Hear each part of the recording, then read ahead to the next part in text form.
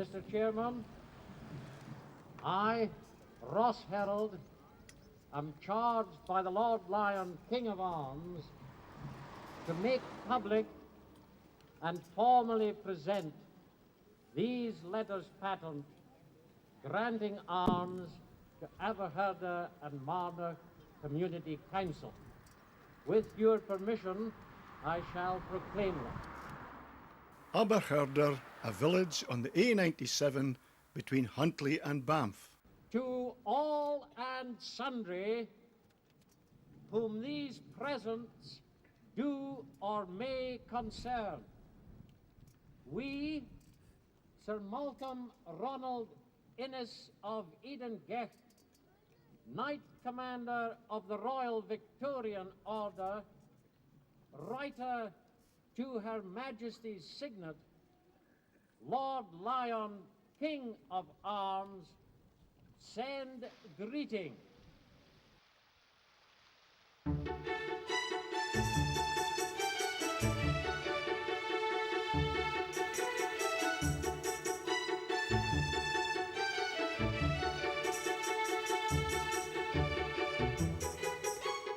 Aberchirder, Foggie, in rich farmland in the northeast of Scotland.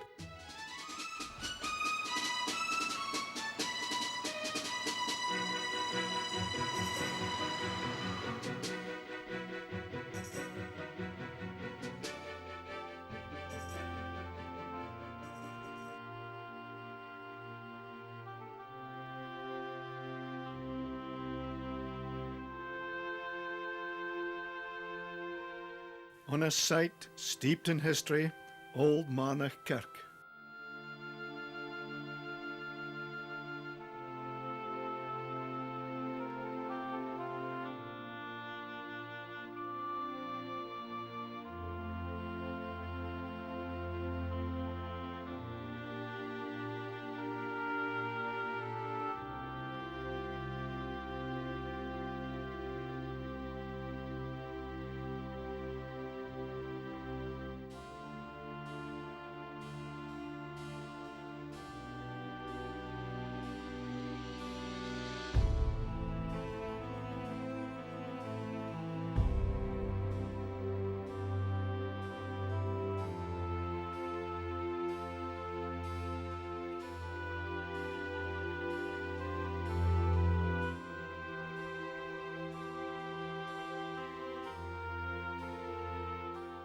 St. Marnon came from Ireland 14 centuries ago and set up a church by the River Devon.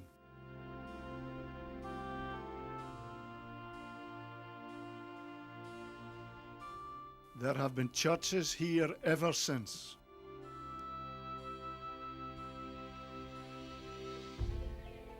The Devon marks the southern boundary of the parish of Marnock, which takes its name from St. Marnon.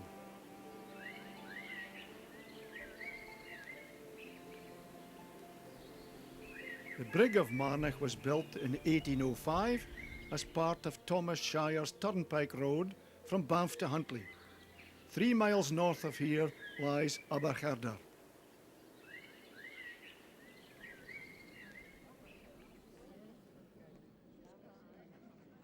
September 1999. The people of Aberchirder turn out to see their new coat of arms being presented. And leading the parade are the men of Lonach and the Turf Pipe Band.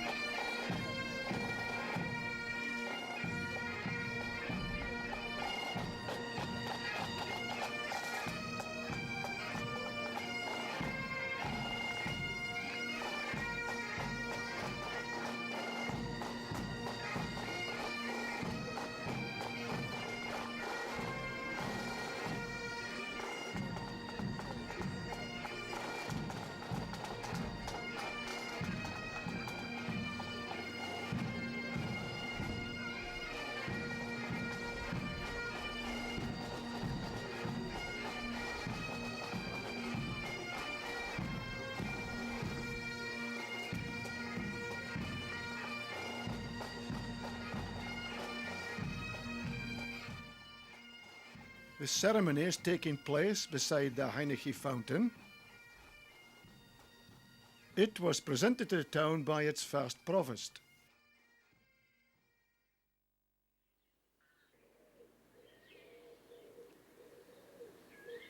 Aberchirder House, home of Alexander Gordon, who founded Aberchirder a mile to the north in 1764. 30 years ago, the house was in a sorry state, but since then, the Gisselbecks have restored it as their family home.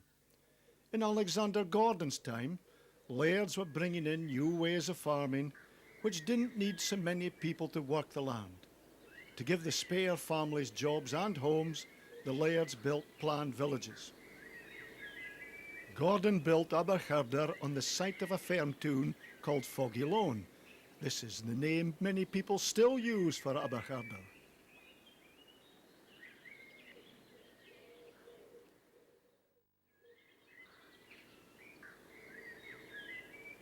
The lairds built grand farms for themselves. Aberchirder would have been a self-sufficient community. The buildings included byres and stables and cottar houses for the large workforce of farm servants. The men worked as horsemen and cattlemen, and the women as housemaids or outworkers.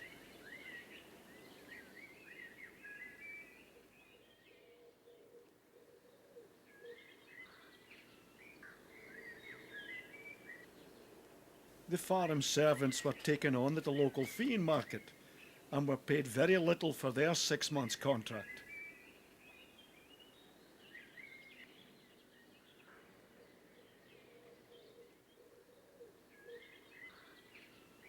The home farm had its own mill, powered by water from the Aberchirder burn. Kinnairdy Castle, overlooking the Devon. The Thanes of Aberchirder lived here in the Middle Ages. Today the castle is owned by a son of Sir Malcolm Innes, the Lord Lion who granted the coat of arms to Aberchirder.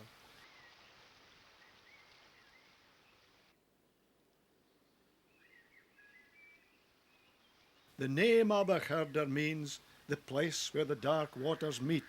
This is where the Aberchirder burn meets the Devon.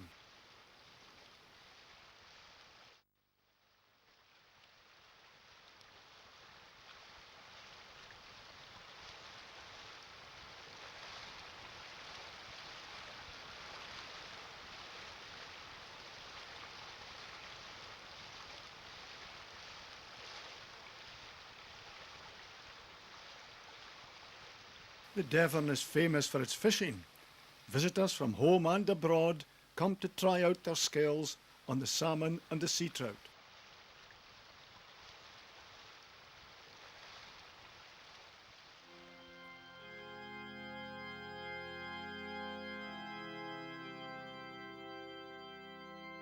Old Marnock Kirk. Foggy folk walked 3 miles each way to worship here. In the 1830s, the laird was trying to make the congregation accept his choice of a new minister. But the people believed they should have the right to choose.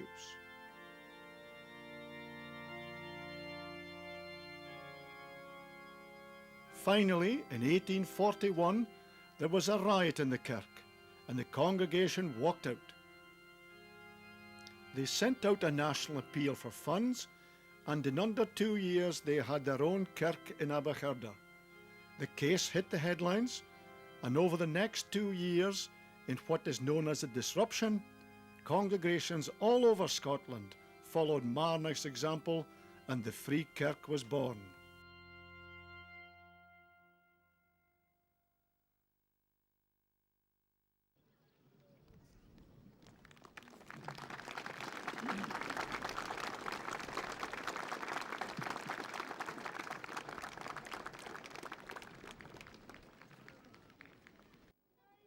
The Community Council, to mark this occasion, decided to send, through myself as Lord Lieutenant, a message of loyal greetings to Her Majesty to advise her of the event.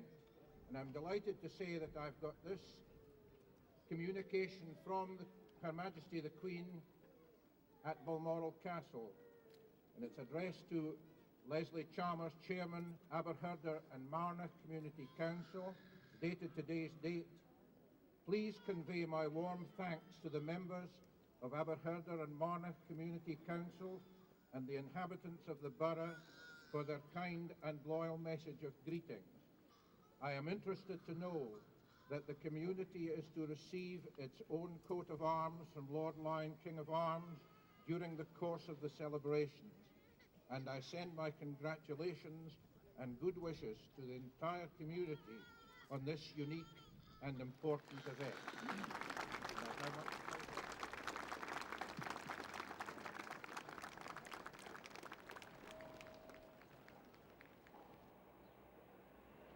Foggie was built on a grid pattern round the square, which has remained the centre of village life and important celebrations, such as the proclamation of King George V in 1910.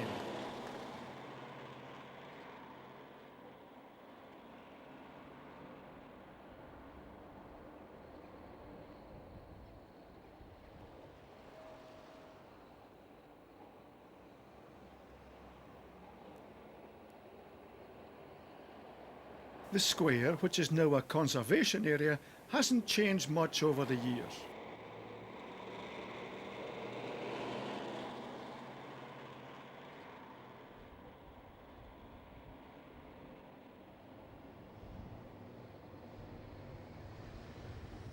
You can still see how Aberchirder looked when it was founded. The stone houses were built straight onto the street, like this one in Huntley Road. Nancy McKitt. The cottage here would predate the village of Aberchirder. We know this from the disproportionate size of the chimney and the stonework. Originally it would have been a longhouse where the family lived in the top half and kept animals in the lower half. Inside is a staircase which is completely perpendicular, and if you notice in the roof there's a glass tile to allow for light, as well as the two skylights.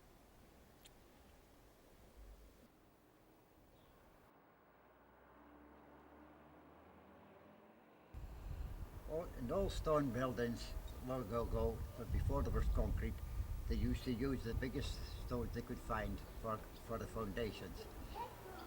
These stones usually were of particular shapes that couldn't be used for building further up. Hebby Gray has a fund of knowledge about the old buildings in Foggie. Well, these stones were put in for a purpose to stop when the horse came along with their carts. When it were turning the corner, if it turned too quickly, the hubs of the wheel used to take a lump of the stone out. So these stones used to throw the wheel away from the house, and that saved the actual building. Most houses had a long few at the back, where people grew their own food, even kept a horse and cow. The house was a small croft at one time, and round the back there was the milk house, and there's the stable, 3 cart sheds, cow shed, and the cornyard. Mary Mackenzie. This is the 3 cart sheds in front. You see Turned into garages. it's turned into a garage now. I had it as 3 garages at one time, but the roof fell in and I've put on a new roof. Up to the left was a byre. The byre was for the cows. Then up above the house here, there was the loft where they kept the corn.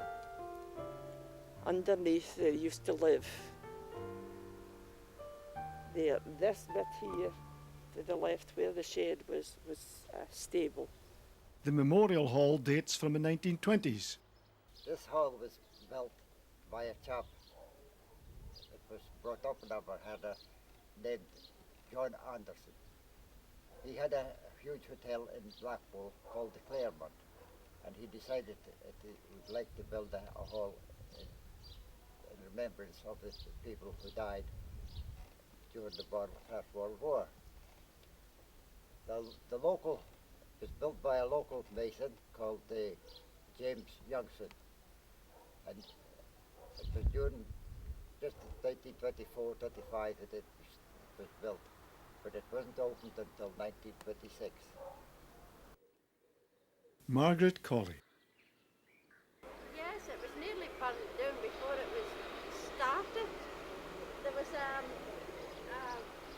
joiner's business here, and it went on fire.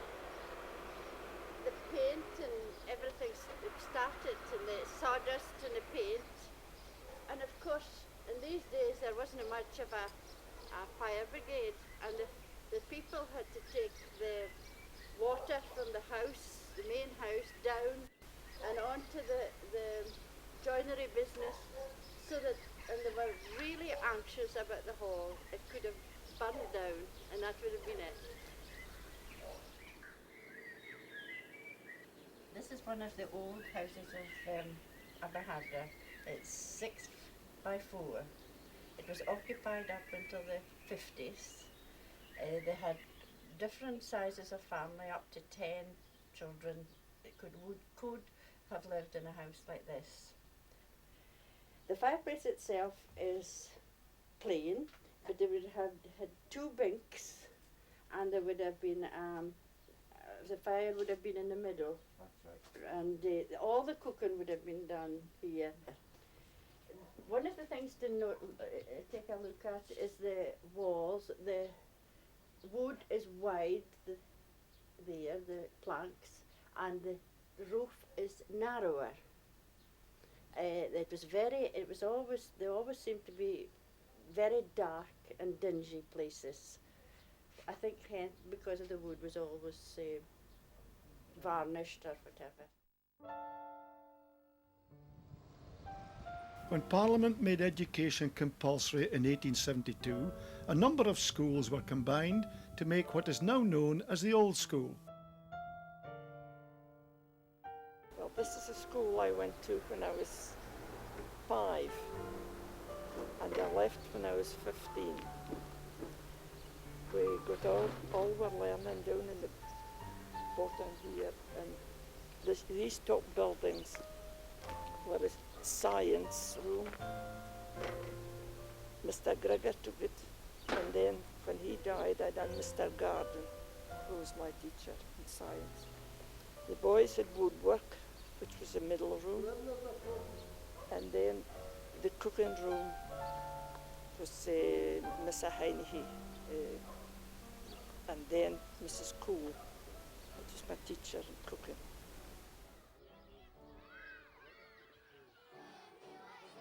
In the 1960s, the council started to build new secondary schools to replace old out-of-date ones like Aberchirder's.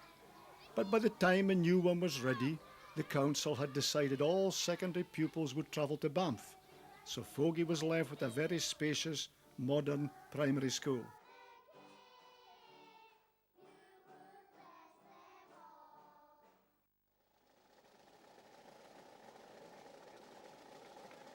The flag bearing the new arms was made by the late Patrick Barden.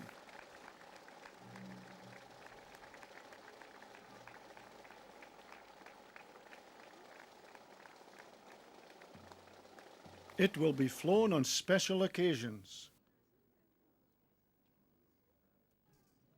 Today, as we celebrate this new gift of a coat of arms, we remember all these people who are contained in its colourful picture of this place. Provosts and posties, farmers and truckers, children and centenarians, shopkeepers and teachers, footballers and local legends. We ask you to bless this flag and all its entities. Aberchirder today has nothing like the number of shops it used to, but it is lucky because it still has a post office, a bank, 2 garages, 3 hotels, as well as 6 shops.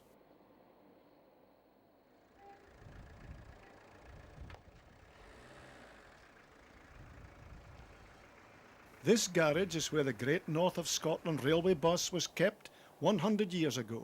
It ran between Aberchirder and the station at Huntly.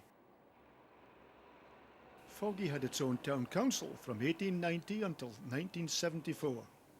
Provost Taylor is wearing the provost chain. The cross came from a borough seal and it is one of the symbols on the coat of arms.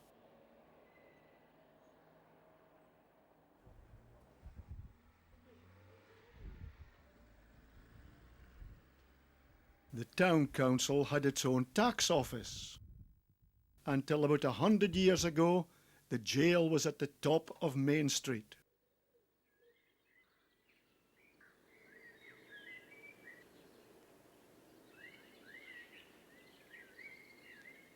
Although the town council is no more, the provosts are remembered on a stone donated by the last provost, Bingo Bremner.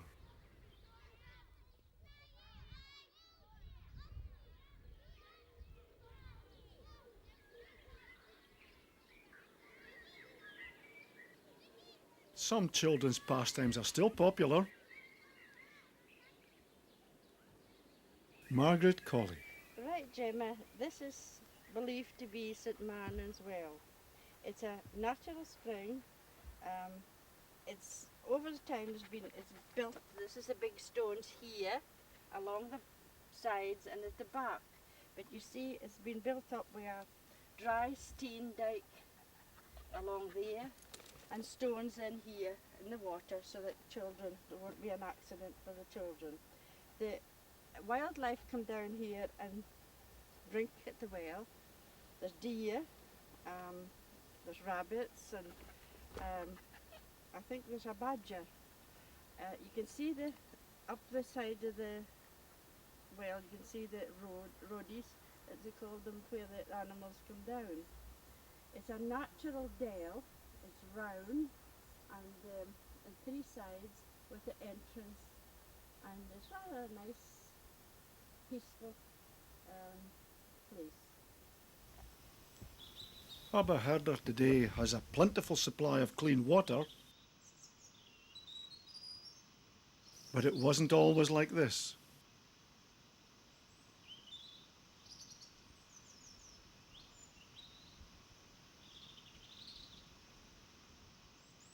As Hebby explains.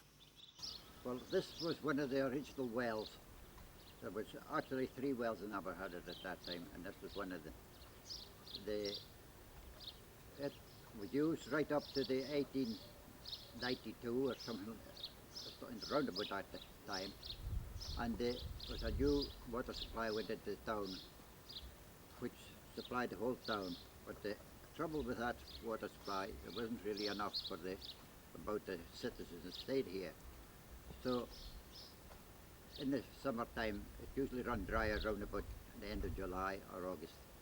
So they still use these wells to augment the supply that was at that time. This building over here, the wooden building in this foreground here, it was the original fire station. They used to have an old, which I would call a hand cart, and they went around the town and they put out the fires. How they did it, I don't know yet. Until 100 years ago, butchers killed animals on their own premises. In the interests of public health, the council built this killing house. Laundry was more laborious too. So every one of these wells had a bleaching green. And this part in here, that was the green, which was called the Wally green, naturally. But every one of them had a bleaching green. And the lady used to come down with their sheets and spread them out on the ground and sprinkle them with water. And the sun did the rest. They used to bleach them perfectly white. So it was quite a place for the ladies to come and have their gossip. Father, that's your father leading the horse. That's my father, aye. Right. And his sister, she's a little Steen, far about 10. This is her here. It's Steens. Ah. Fake Crocoth Quarry. Aye. begin a little bit, it's Baldona, the police station up here. Well, that's what they were for. Baldona offices. Right, On air. I'd come out of no quarry.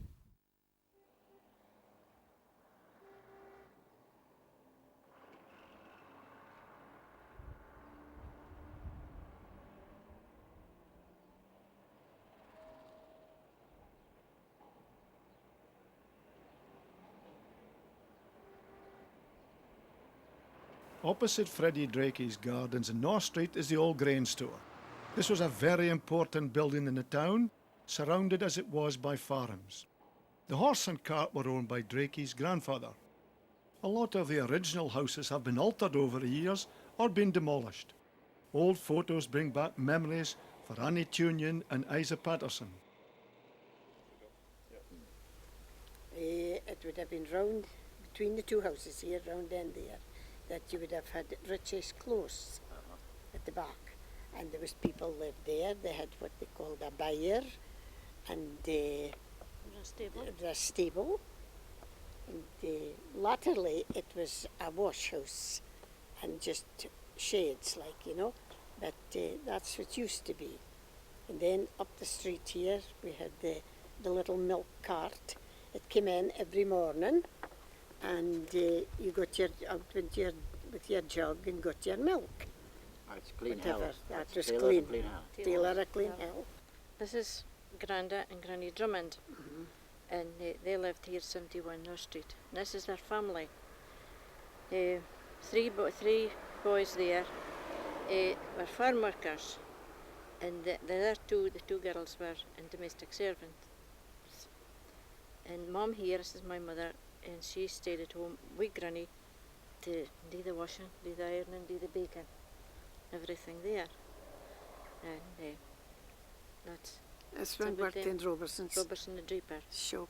That is for McConaughey, his Office now. Now children have very different entertainments compared with days gone by.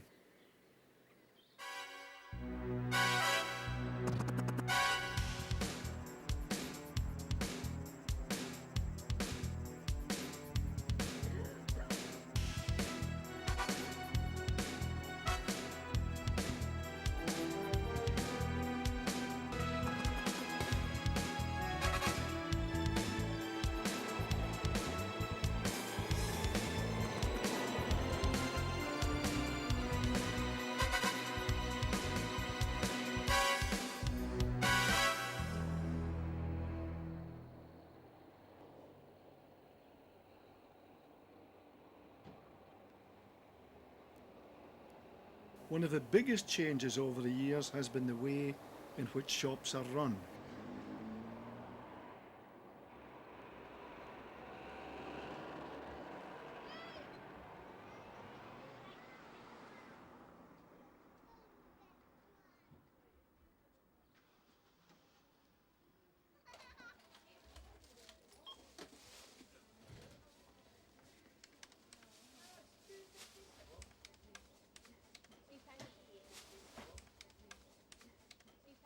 William Rennie. It was a baker's shop for quite a number of years, and when the bakers sold out, that's when my granny bought it and converted it into a general merchant shop. This is the original shop here, and as you will see, the shop is at this end and the house at this end, which is the present front of the building, which has been changed. The shop, you'll notice, is with two windows, door. The one on the right hand side here, the windows where the groceries went and sweets went in, and this is the one on the left. The footwear and drapery went in, as I already said, was shoemakers to trade and did repairs and shoes. This is my granny here, on the standing at the door, who originally bought it.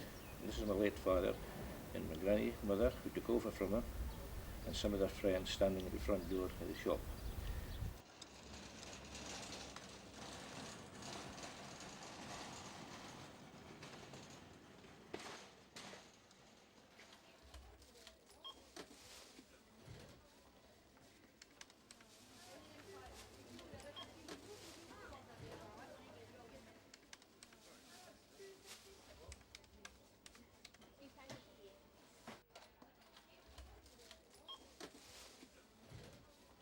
Computerised accounts make life easier.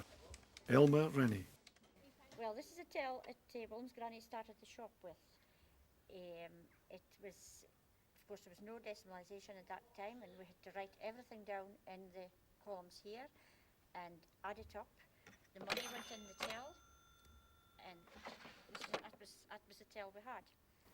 There was a box also that we kept all the invoices in. And this is a box, a bit dilapidated now, but all the paperwork went into this box. But now, of course, all the paperwork goes into a computer, and it's so different now. There's no writing, very little writing done now. It's all done through the computer.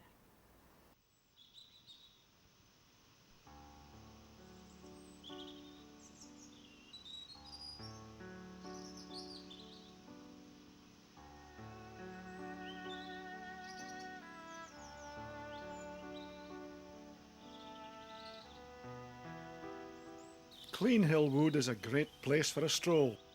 Near the entrance is St Marnin's Episcopal Church.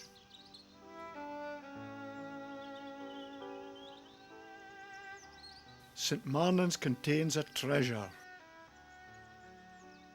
Nancy McKidd.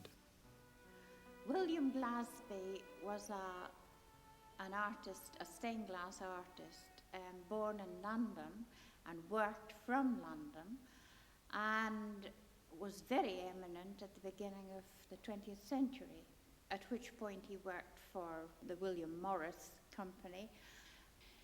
This window here, I have found in my research, would date from the late 1920s, because it's mentioned on page 29 of the 1929 Directory of the British Society of Master Glass Painters as a two-light window facing east. In actual fact, it faces north. To the left light is Glasby's own design called the Good Shepherd. Much foliage because he's involved in the arts and crafts movement, and foliage was central to that genre. Daffodils at the water's edge tell you it's spring. In the centre, the lady to whom the window is a memorial tribute, Mrs. Boyes. She was the wife of the first rector of St Marnin's, and at the time the window was installed, her son James Boyes was the incumbent. Glasby was known to have sent for a photograph of her that he might incorporate her image in the window for posterity. I think here, in particular, Glasby's forte, his chromatism, is evident from the metallic gold of the crown and the golden sheen, which is completely different, which reflects from the handheld lantern. Notice the lantern has the six-pointed star to represent Judaism and the crescent to represent Islam.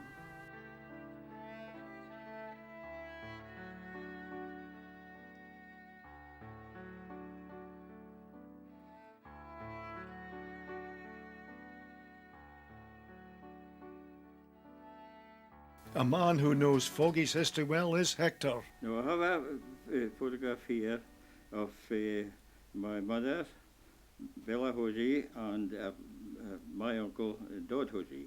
There's 2 years of difference. And I would reckon that this photograph that I have is showing him about 70 years ago. Now, what differences can you see between then and now in the street? There was difference in the street. There wasn't even pavements in the street then, but just a slab at your front door. Now there's no pavements. Now as a boy, I recall the street being grubbed. Now grubbed is a farming business for making turnip land, you see. Well, but what they did was ploughed the main street with a traction engine, and a huge grubber with spades logs and tore up the street from when. And I was just a boy and remember seeing it coming up the street and going past it, tearing up. But I don't know if that material was taken away, and perhaps the road was lowered to suit pavements at the time. I'm not so sure about that. But then it was the old-fashioned tarmacadam. It was laid down, and just a coating of bitumen dust. Now the feature of the boundary was that if you lived within the boundary and born and lived within the boundary, you was known as, and Vale was known as a gadgie. Now the gadgie was, if you was within even the South Street, the middle of the boundary went up the middle of the South Street, and the three houses where Mr. Sanderson stays was county, and the same where our friend here, Bob, he was county. So was Dr. Gattensby, and I informed him about the story. Well, but the story was one Sunday afternoon. We were open the pub having refreshment, you see, and it was a question about the jackpot at that time, not the lottery, I'm afraid. It was a Littlewoods jackpot, and what we'd do if we won the jackpot. So it was my turn, you see. So I said to him, well, I'll tell you what I'd do. I would hire a huge marquee in McRobert Park, you see, and for a week, and I'd fly all the gadgies in from all the parts of the world, and I know they're in Australia and New Zealand and Canada and South Africa and England and God knows where else. And they would have a week's reception and plenty of food and refreshments and Achilles and Colin Mackay's band and have a jolly good time, see. And where would everybody say, oh, we put up tents or something for them to get out. And so we were one of the few of them in the party. They weren't a gadgie. Oh, would we get? Oh, no. I said, you've got to be a gadgie, see. So at the same time, there was a maternity units established at what was the not the Royal, sorry, the Rosinus Cottage Hospital, and which is now an old folks' home. The people, anybody born there of the male variety could consider himself a gadgie, see. So I happened to be in the pub in the Saturday there a week or two after that, and I had my drum, see, and they said there was a gentleman across, whom I can't recall who it was now, and he bought me a drink, you see, and I said to the barman, I didn't order that. Oh no, but that gentleman did. So he came across to me and he said to me, he said, you know, you was talking about flying in all these people at that. And I said, oh yes. I said, that's right. And he says, would I be suitable for that? And I says, I don't know. How do you mean, like? I says, where was you born? Oh, down in the maternity home down here. Oh, I said, you get all right. But sadly, he's still waiting.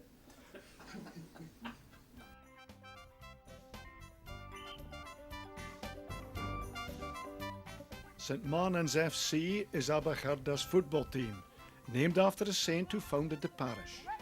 They now play in the Moray Welfare League and are renowned for their silky football.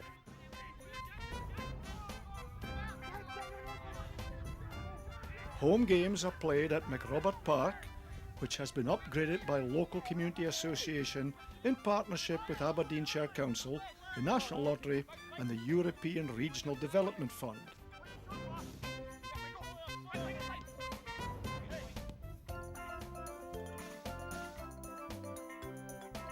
St Marnin's go a long way back. Willie McKinnon. Well, actually, the first originated in 1893, and we've actually the nearest photograph we've got for 1893 is a 1905 photograph donated by Bingo Bremner. Actually, there's a trophy sitting in the centre of it. I'm not very sure what the trophy is for, but it looks as though it could be the league one. We're hoping it is because it looks a real nice one. We've actually got a strip replica of the very first strip they wore, seemingly in 1905 there. It's matches what they've got on the top of the photograph, so we're hoping to put it up in a photo frame and stick it up in the new pavilion with St Martin's have originated. We've actually got also there's a collection box. Seemingly goes right back to 1955 to 1965. It's somewhere about there it started off. They used to take it around at half time, and the supporters used to fill the box, which is gratefully helped out the St Martin's Football Club. And there's also a bell here, which they used to go around the town and ring it and let people know where the game was, what time was kick-off, and what team they were playing against. The last one I can really remember in doing it was Kevin Bremner, and he had the voice for doing it. He could have worked in it. The Foggy Bowling Green was opened in 1906. The old wooden pavilion was replaced in 1988 by a grand new clubhouse. Clubs from all over Scotland are keen to visit Aberchirder Bowling Club.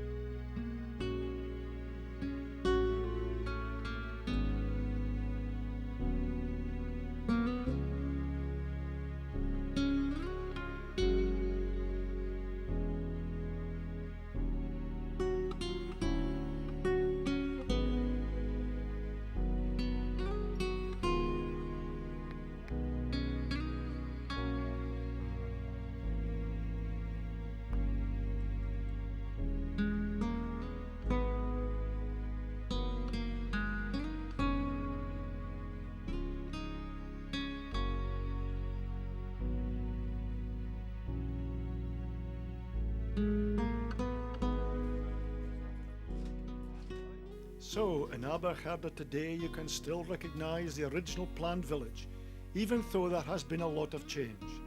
But one thing that has not changed is the fact that people are the key to a successful community. And as long as people play their part, Aberchirder will be aye Foggieloan.